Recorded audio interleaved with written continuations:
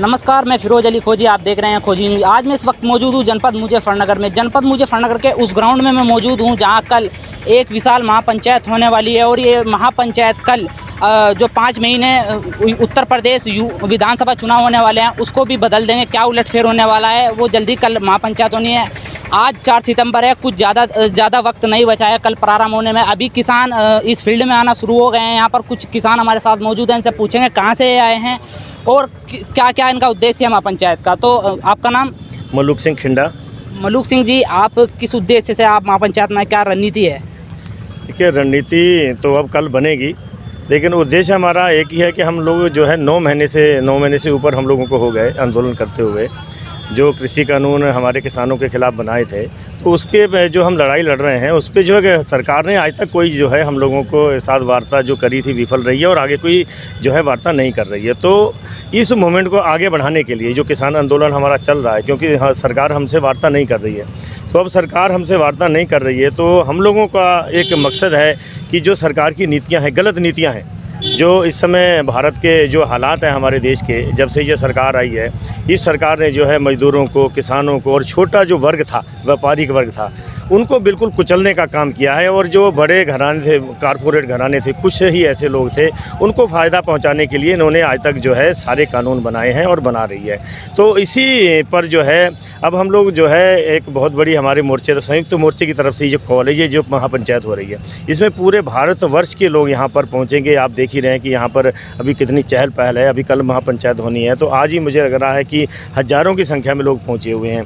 तो इसका एक मकसद है कि जो है जो सरकार की नीतियां हैं, गलत नीतियां हैं, उनको जो है घर घर तक हम लोगों ने पहुंचाना है। हमारे किसानों का, संयुक्त मोर्चे का यही एक मतलब है कि इन्हें लड़ना है, क्योंकि ये सरकारें जो है किसान विरोधी हैं, जनता विरोधी हैं, व्यापारी विरोधी हैं। तो इसी पर जो है कल एक रणनीति बनेगी और जो बहुत भारी संख्या में यहाँ पर जो है कोई आंकलन नहीं लगाया जा रहा है कि यहाँ पर कितने लोग पहुँचेंगे कल। आप कहाँ से आए हैं इस महापंचायत में हिस्सा लेने के लिए? मैं उत्तराखंड से आया हूँ। उत्तराखंड में एक नानक मत्ता साहिब जगह है उधम सिंह नगर में, वहाँ का रहने वाला हूँ।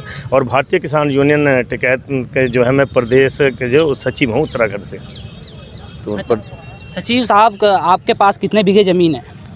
हमारे पास ज़मीन करीब करीब है 100 बीघे के आसपास और उसी में हम लोग खेती करते हैं। लेकिन जब से ये सरकारें बनी हैं, तब से जो हमारी खेती में जो हमारे किसान भाई आए हैं, तो हमारे किसानों का जो है इस देश में बहुत बड़ा एक योगदान है। क्योंकि अन्न की अगर कमी कहीं थी तो हमारे किसानों ने जो है इसकी पूर्ति करी है और इसको जो है भरपूर जो है हमारे भारत देश को जो है एक अन्न दिया है। लेकिन जो है अब जो है इस समय की स्थिति ये है कि जो भी हम फसल बो रहे हैं उसमें इतना खर्चा आ जा रहा है कि जब उसको बेचने जाते हैं तो पहली बात तो कोई ग्राहक नहीं है, गवर्नमेंट की कोई व्यवस्था नहीं है। व्यापारी जो है वो अपने भाव से ख़रीदना चाहता है। जो भी हमारी लागत है वो लागत भी हम लोगों को नहीं मिल पा रही है। जो एमएसपी गवर्नमेंट कहती है कि हमने एमएसपी जो है वो रहेगी, लेकिन वो एमएसपी जो है हम लोगों को मिल नहीं पाती है, किसानों को नहीं मिल पाती है। तो उसमें बहुत बड़े घपले होते हैं। जिस तरह से महंगाई बढ़ रही है उस तरह से क्या किसानों की फसलों के दाम भी बढ़े हैं? देखिए, जिस हिसाब से जो है महंगाई बढ़ी है तो मुझे लग रहा है कि उसके जो है 5% भी जो है इन्होंने जो धान का रेट बढ़ाया नहीं बढ़ाया है, जो बढ़ना चाहिए था। क्योंकि और एक बढ़ाना तो एक अलग बात हो गया, जो रेट सरकार ने निर्धारित कर रखा है वो रेट भी जो नहीं मिल पाता। हमारी सबसे बड़ी लड़ाई क्या है कि जो गवर्नमेंट एमएसपी निर्धारित नहीं मिल पाती है। अगर जो भी अगर 1868 रुपये का जो मैं बात करूं धान का रेट था और 1900 कुछ रुपये का जो गेहूं का रेट था, तो 1600-1700 रुपये में गेहूं बेचा है। तो सरकार को एमएसपी निर्धारित करने के बाद एक तय ये करना चाहिए कि जो खरीदारी है वो सुनिश्चित होनी चाहिए। उस भाव पे किसानों की फसल बिकनी चाहिए। अगर उस भाव के किसानों की फसल नहीं बिकती है तो किसान को उसकी लागत नहीं मिल पाती है। इसीलिए किसान जो है कर्ज में डूब रहा है, क्योंकि मेहनत करता है, मेहनत करने के बाद उसका जो है जितनी मेहनत करता है, जितना फसल पे खर्चा करता है, उतना दाम नहीं मिल पाता। तो जो अपने घर के खर्चे हैं बहुत सारे हैं तो वो व्यवस्थित नहीं हो पाते हैं। इसीलिए जो है ये सरकार जो है वे कारपोरेट घराने के लिए कानून बनाए इन्होंने, और सरकार ने जो है किसानों के लिए कोई ऐसी रणनीति नहीं बनाई है कि किसान जो है बढ़ चढ़ के खेती करें, एक्सपोर्ट कर सकें, इनको भी जो है इसके अच्छे दाम मिलें, जिससे कि इनके आने वाले बच्चों का भविष्य जो है वो सुनहरा हो सके। इसके लिए ये सरकार ने कोई रणनीति नहीं बनाई है। क्या यूपी विधानसभा चुनाव में उलटफेर देखने को मिल सकता है अब की बार? देखिए, ये उलटफेर हमने भी कई देखे हैं और आपने भी, अभी बहुत छोटी उम्र है आपकी, आपने भी देखे होंगे। तो उलटफेर ये तय होता है जब भी कोई सरकार किसी के जनता के साथ, जो जनता बनाती है उसका ख्याल नहीं रखती है, उसके उलट चलती है, उसको कुचलने का काम करती है, तो हमेशा ही जो है ये बदलाव की स्थिति आती है। और मुझे ऐसा लग रहा है कि अब जो समय आने वाला है ये बदलाव का समय है, क्योंकि जनता जो है बिल्कुल त्राही त्राही कर रही है। सरकार अपने घमंड में बैठी हुई है, वो जनता की बिल्कुल नहीं सुन रही है। जनता की क्या रिक्वायरमेंट है वहाँ तक जो है गहराई से ये जनता नहीं सोच पा रही है। महंगाई इन्होंने कितनी बढ़ा दी, गैस के आप दाम देख रहे हैं, डीजल के दाम देख रहे हैं, और जो घर में जो रसोई में हम लोग जो भी यूज करते हैं, जो भी हमारा जो सामान आता है, उसकी महंगाई कितनी बढ़ गई है। तो गरीब से लेके जो हर एक आदमी जो है बदलाव की जो है एक स्थिति में, जो आप देख रहे हैं यहाँ पे अभी जो किसान आंदोलन में आपने देखा होगा, जो किसान आंदोलन जब शुरू हुआ है उसके बाद 9 महीने के बाद जो है आज जो है मुझे लग रहा है कि बहुत बड़ी कामयाबी हम लोगों को मिली है, कि बहुत मजबूती इस आंदोलन में आ चुकी है, कि पूरे भारतवर्ष का जो है व्यापारी है या मजदूर है वो इससे जुड़ चुका है और सरकारों से परेशान है। तो आप किसानों को क्या संदेश देना चाहेंगे महापंचायत के लिए? मैं किसानों को आपके चैनल के माध्यम से एक जो है निवेदन करना चाहूँगा कि हम लोगों को संगठित होने की ज़रूरत है। ये जो सरकारें हैं ये हमारे विरोधी हैं, तो इनसे लड़ने के लिए हम लोगों को संगठित होना चाहिए अपने बच्चों का भविष्य बनाने के लिए। और जो नज़र हमारे जो ज़मीनों पे इनकी सरकारों की पड़ गई हैं उससे बचने के लिए हमको संगठित होना चाहिए। और कल को जो यहाँ पर महापंचायत हो रही है, एक इतिहास रचेगी, एक भविष्य तय करेगी हमारे नौजवानों का और भी जो है मजदूर हैं या व्यापारियों का, क्योंकि ये जो हमारा राजनीतिक ढांचा है वो बहुत बिगड़ चुका है, भ्रष्ट हो चुका है, और उसको बदलने के लिए यहाँ पर एक रणनीति बनाई जाएगी। और मैं निवेदन करूँगा पूरे भारतवर्ष की जनता से कि आप यहाँ पर प्रति घर एक व्यक्ति जरूर यहाँ पर आएँ, और एक ऐतिहासिक सभा होने जा रही है, एक ऐतिहासिक निर्णय होने जा रहा है यहाँ पर। आप भारी संख्या में जो है यहाँ पर पहुँचें। व्यवस्थाओं में कोई कमी नहीं है, आप किसी के मन में ऐसा नहीं होना चाहिए कि वहाँ व्यवस्थाएँ नहीं हैं। यहाँ पर बैठने से लेकर और जो है चाय और पानी और लंगर तक की बहुत अच्छी व्यवस्थाएं हैं, किसी तरह की कोई परेशानी नहीं होगी। और हर घर से एक व्यक्ति निकले और यहाँ पर जो है एक साबित करे कि हम लोग जो है इस सरकार के खिलाफ हैं और इस सरकार को जो हम बदलना चाहते हैं। देखिए, हमने इनसे बातचीत की, इन्होंने हमारे से बहुत सारे सवालों का जवाब दिया। मैं अपने कैमरामैन से कहूँगा जो आज ये पंडाल लगाया गया है, देखो कितने, अभी इन्होंने बताया कि कोई अनुमान नहीं है, लाखों में यहाँ पर जनता पहुँचेगी। इधर मैं अपना कैमरामैन से कहूँगा कि इधर से दिखाए कि किस तरह से यहाँ पर पब्लिक पहुँची है। पब्लिक ने आना शुरू कर दिसंबर को, यानी कल महापंचायत है, लेकिन जो अन्य प्रदेश के किसान हैं उन्होंने अभी से ही आना शुरू कर दिया है। देखिए, एक व्यक्ति और है हमारे साथ, इनसे बात करेंगे ये कहाँ से आए हैं और 3 कृषि कानून हैं उनको विरोध में जो महापंचायत है, तो उसको लेकर क्या कहना है? आपका नाम?